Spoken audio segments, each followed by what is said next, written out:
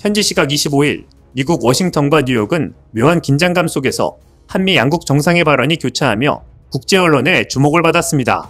도널드 트럼프 미국 대통령은 백악관 집무실에서 한국의 대미 투자 금액 3,500억 달러, 약 490조 원을 언급하며 그것이 선불이라고 못 박았습니다.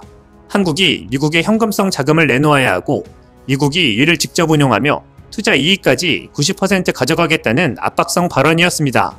이에 맞서 같은 날 유엔 총회 참석차 뉴욕을 방문한 이재명 대통령은 뉴욕 증권거래소에서 열린 대한민국 투자 서밋 행사에서 미국 월가의 금융 거물들 앞에서 정면 돌파식 메시지를 던졌습니다. 이 대통령은 주한미군을 빼더라도 한국은 자체 군사력만으로 세계 5위 수준이라며 북핵 문제도 정치적 접근으로 충분히 관리 가능하다고 말하며 한국에 대한 과도한 지정학적 리스크 평가를 부정했습니다. 트럼프 대통령이 노골적으로 돈을 내라고 협박성 언급을 했다면 이 대통령은 한국은 스스로 방어할 수 있으며 따라서 저평가될 이유가 없으니 한국에 투자하라는 카운터 펀치를 날린 셈입니다. 이날 벌어진 양국 정상의 발언 교차는 단순한 경제투자 메시지가 아니라 한미동맹 내부의 힘겨루기를 보여주는 대표적 장면이었습니다. 이제 사건을 하나씩 짚어보며 그 배경과 함의를 분석해보겠습니다. 트럼프 대통령은 25일 백악관에서 중국 동영상 플랫폼 틱톡 관련 행정명령에 서명한 뒤 기자들에게 한국을 겨냥한 충격적 발언을 내놓았습니다. 그는 우리는 다른 나라로부터 제대로 대우받지 못했지만 이제는 잘하고 있다. 관세와 무역 합의 덕분에 9,500억 달러를 확보했다며 유럽연합, 일본, 한국을 순차적으로 거론했습니다. 그리고 한국의 경우 3,500억 달러를 받는다. 그것은 선불이다라고 못 박았습니다. 여기서 주목해야 할 단어는 선불입니다. 이는 한국이 미국에 제공하는 투자금이 단순한 상호투자 협력이 아니라 마치 미국이 한국으로부터 조공을 받듯 즉각 현금으로 지불받아야 한다는 뉘앙스를 풍겼습니다. 통상 투자라 함은 기업 간 합의, 프로젝트 기반 배분, 채권 지분 구조를 통한 상호 리스크 분산을 전제로 합니다. 그러나 트럼프 대통령의 인식은 달랐습니다. 그는 한국이 미국의 경제산업에 거액을 현찰 박치기로 내놓아야 하며 투자처 결정과 이익 배분권은 오로지 미국이 쥐고 있어야 한다는 극단적 논리를 펼친 것이었습니다. 이것은 투자라기보다 사실상 강제 징수입니다. 한국이 자발적 의지로 미국 시장에 투자하는 구조가 아니라 정치적 압력과 외교적 종속을 배경으로 한 강압적 요구입니다. 특히 미국이 요구하는 대미 투자 방식은 한국에 불리합니다. 한국 정부와 기업들은 지분 투자를 최소화하고 대출 보증 형태로 부담을 분산하겠다는 입장을 견지해왔습니다. 반면 미국은 지분 투자 방식, 즉 현금 달러를 한국에 내고 미국이 운용하며 수익의 90%를 가져가는 구조를 강요하고 있습니다. 한국 입장에서는 외환 리스크와 주권적 손실이 명백합니다. 더 나아가 트럼프 대통령의 발언은 단순히 경제적 욕구를 넘어 정치적 메시지를 담고 있습니다. 선불이라는 표현은 동맹국 한국을 대등한 파트너가 아니라 돈을 내야 보호받는 속국 정도로 인식하고 있음을 드러낸 것이었습니다. 같은 날 뉴욕 맨해튼의 뉴욕 증권거래소에선 유엔 총회 참석을 위해 미국을 찾은 이재명 대통령이 대한민국 투자 서밋에서 월가의 대표 금융인들 앞에서 발언을 이어갔습니다. 시티그룹 제인 프레이저 회장, 골드만삭스 마크나 흐만 사장, JP모건 자산운용 CEO 메리에르 도스, MSCI 헨리 페르난데스 회장 등 세계 금융시장을 좌우하는 인물들이 한자리에 모였습니다.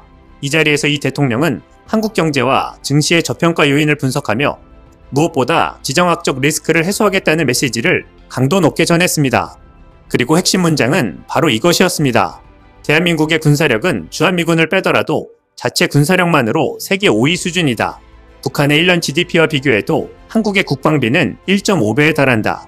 군사적으로 한국은 이미 압도적이다. 이 발언은 단순히 투자자들을 안심시키기 위한 멘트가 아니었습니다. 트럼프 대통령이 한국의 안보 불안을 핑계로 돈을 더 내라는 압박을 강화하는 상황에서 이 대통령은 정면으로 반박한 것이었습니다. 즉, 우리는 스스로 방어할 수 있고 미국의 방위산업 의존이 절대적인 것도 아니다. 그러니 한국을 저평가하지 말고 당당히 투자하라는 선언이었습니다. 이 발언은 미국을 향한 정치적 메시지이기도 합니다. 방위비 분담금 증액, 대미 투자 강요, 관세 압박 등 일방적 욕구를 쏟아내는 트럼프 행정부에 맞서 한국은 더 이상 안보 약소국이 아니며 세계 5위의 군사력과 탄탄한 경제력을 가진 국가라는 점을 강조한 것이었습니다. 이날의 두 장면은 단순히 시차를 둔 우연이 아니었습니다. 백악관에서 트럼프가 돈 내라고 협박하는 순간 뉴욕 증권거래소에서 이재명은 우리는 강하다. 그러니 투자하라고 맞섰습니다. 이 두 장면은 한미 관계의 새로운 역학구도를 적나라하게 보여주었습니다. 트럼프 대통령은 취임 이후 줄곧 동맹국을 돈을 내야 하는 고객 정도로 인식해왔습니다. 방위비 분담금 협상에서 한국은 무임승차한다고 비난하며 400% 인상안을 요구했던 전례가 대표적입니다. 이번 3,500억 달러 투자금 발언 역시 같은 맥락입니다. 한국이 안보 불안을 이유로 미국에 거액을 바쳐야 한다는 논리입니다. 반면 이재명 대통령은 금융투자 외교라는 새로운 카드를 꺼냈습니다. 유엔 총회 참석이라는 전통적 외교 무대 외에 뉴욕 증권거래소라는 글로벌 자본시장의 심장부를 찾아가 직접 투자자들을 설득한 것이었습니다. 여기서 강조된 메시지는 한국은 저평가됐다. 지정학적 리스크는 과장됐다. 우리 군사력과 경제력은 세계 최상이다라는 자신감이었습니다. 이것은 사실상 트럼프식 협박 외교에 대한 맞대응이었습니다.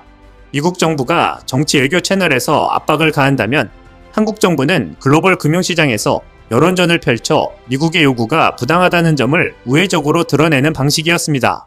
또한 주한미군을 볼모로 한국에 투자 압박을 할 거라면 다 나가도 좋다는 강력한 메시지를 전한 것입니다. 이날 트럼프 대통령의 3,500억 달러 선불 발언은 곧바로 외신의 관심을 끌었습니다. 로이터는 한미 정상회담을 앞두고 기금 구조를 둘러싼 협상이 신랄하게 진행됐다고 보도하며 미국 측이 현금 투입을 강하게 압박했다고 전했습니다. 또 다른 로이터 보도에서는 이재명 대통령이 미국의 요구가 그대로 수용된다면 금융위기를 촉발할 수 있다고 경고한 발언을 직접 인용했습니다. 월스트리트저널은 이번 협정을 두고 구조적 불확실성 때문에 훨씬 복잡해졌다고 평가했습니다. 특히 미국 재무부와 상무부가 한국에 대해 더 많은 현금 기여를 요구하고 있다는 점을 강조하며 투자라기보다 사실상 강제 납부에 가깝다는 분석을 내놨습니다. CNN과 블룸버그는 한국 대통령의 뉴욕 연설을 예상보다 강경했다고 분석하며 트럼프의 발언이 쏘아올린 불씨를 이재명이 정면으로 받아쳤다고 해석했습니다. 시장 반응도 즉각적이었습니다. 원달러 환율은 주요 심리선인 1,400원을 돌파했고 뉴욕 현지 외환 애널리스트들은 미국의 무리한 요구가 한국 금융시장 불안을 키우고 있다고 진단했습니다. 뉴욕 증권가의 한 펀드 매니저는 한국 대통령의 발언은 90년대 이후 가장 공격적인 투자 외교였다고 평했습니다. 정치권에서도 논란이 일었습니다. 미국 내 공화당 강경파는 한국이 방위비 분담에 이어 또다시 미국을 이용하고 있다고 불만을 터뜨렸지만 민주당 일각에서는 트럼프식 갈치 외교가 동맹을 파괴한다는 반박이 나왔습니다. 즉, 백악관에서 트럼프가 돈을 외쳤을 때 뉴욕 증권가와 언론이 주목한 것은 오히려 이재명 대통령의 반박이었습니다. 한국 대통령이 미국의 압박을 정면으로 거부하며 주한미군 없어도 우리는 세계 5위 군사력이라 선언한 그 순간 협상 구도는 완전히 뒤집혔습니다. 연설 직후 유럽과 아시아의 주요 정상들이 이 대통령을 잇따라 찾으며 투자 파트너십을 논의했고 뉴욕 증권거래소 앞 취재진은 이날의 진짜 주인공은 트럼프가 아니라 이재명이었다는 코멘트를 남겼습니다. 같은 시간 백악관에선 트럼프의 돈 발언이 비난의 헤드라인으로 도배됐습니다. 결국 이번 사건은 동맹의 균열이 더 이상 추측이 아니라 현실임을 드러냈습니다. 트럼프가 원한 것은 선불금이었고 이재명이 보여준 것은 금융안보와 군사자립 의지였습니다. 한국을 굴복시키기 위해 노골적으로 돈을 요구하는 트럼프, 그리고 당당히 맞서며 세계에 메시지를 던진 한국. 이제 우리도 더 강하게 나가야 할 것입니다. 시간은 우리의 편이기 때문입니다. 이상 시온TV였습니다.